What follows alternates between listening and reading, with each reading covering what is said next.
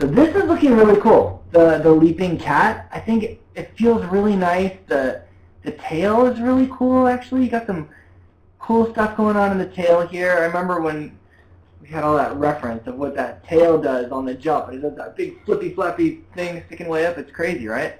So it's really cool that you've got that in there. I love that I'm seeing specifically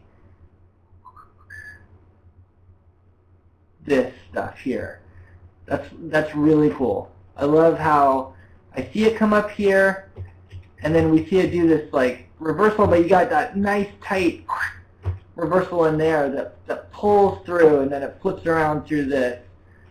I think that's feeling really, really great. Nice and organic. It's interesting. It's not something that I would have just thought of doing, you know, on my own, and probably not something you would have just thought of doing on your own. We found it in some really interesting reference, and you know, that's a really great example of unique things that you find in reference that you wouldn't just think of out of your head necessarily, unless you went out and observed it or you found some cool reference footage. So if we look at the timing of the jump from this angle a little bit, I know we worked on this a bunch already, but I feel like you could improve it just a smidge. When he leaps here, it's kind of hard to tell. It's hard to tell from this angle, you know, how far he's jumping, but I feel like you could keep him in the air a little bit longer and have him land a little bit harder. So if you just basically took his path of action as he flies through here, and between frames 88 and 91, if you just stretch that out to add a couple more frames of hang time, I think it might feel a little bit better. And what you could do, now that you have this cool set and this angle, one thing you could do, and this is just an idea, but you could like grab all of this geometry and push it back a bit to make this distance bigger visually, because visually from our point of view it feels like it's not much of a jump.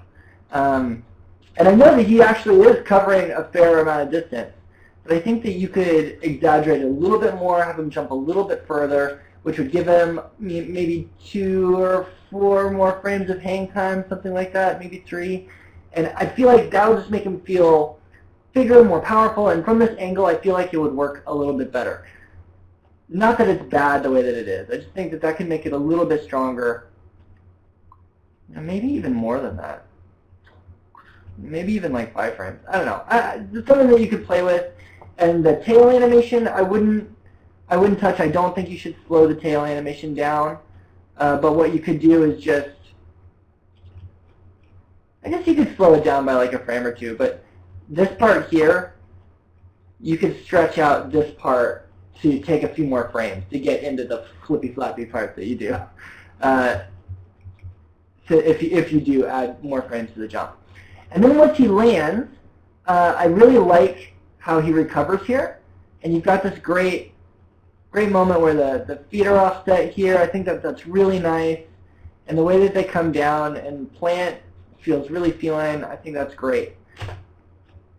And then when he jumps down here, this is the other note I was going to have. And this is, again, it's just like a really small note. I think he loses a little bit of his mass, a little bit of the weight when he comes down from this platform to land. And if we track, well, let's track like where his neck kind of connects, which we'll imagine that that's kind of like the center of this area that's coming down.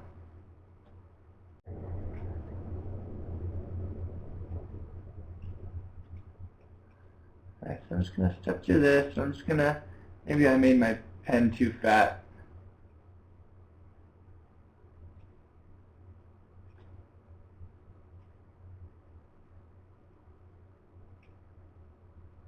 Okay, so when I look at that, I'm seeing a lot of keys. I didn't do this perfectly, obviously, and my pen is too thick to see it very well. Hopefully you get the idea that I'm not seeing much acceleration in his drop. It feels like a lot of keys that are somewhat evenly spaced, and that does feel nice and smooth, and it does have a bit of an organic quality to it. And, you know, felines are pretty in control of what they're doing, but when they're dropping from one area to another, it's going to be kind of that classic bouncing ball situation where you would expect to have, you know, maybe a lot of keys up here where it's, you know, nice and slow, but then on the way down, maybe those are going to start to speed up. And you're going to see something maybe more like that, and that's going to give you a lot more oomph when you hit the ground. And basically what it would be doing would be cutting out a few frames.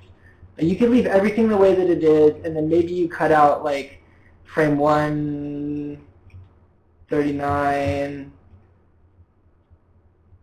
141, and 142, and then a couple frames in the middle 140s or something. You could try something like that. It might not even have to be that radical. Maybe you only need to lose like a couple frames out of this, but it does feel like you could punch it up a little bit, and it would still, it would, I don't want to say it'd be snappier because people interpret that to be like cartoonier. I think it would still feel real. It would just feel heavier. It would feel more like he's accelerating on this down slope as he's jumping down. The timing of the back end feels great to me. The way that it drops down, I'm feeling the acceleration there. I'm feeling a lot more weight in his back end. And it would be good if you could get that same type of feel into his chest, basically.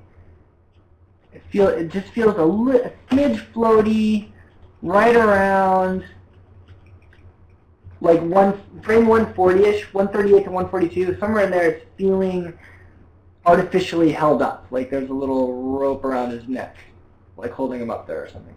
So it's just speeding it up a little bit on the way down is basically all it is, and making sure that the acceleration continues accelerating all the way until there's something that's going to stop that acceleration. He's just going to keep speeding up and speeding up and speeding up all the way until frame 145, when this foot hits the ground.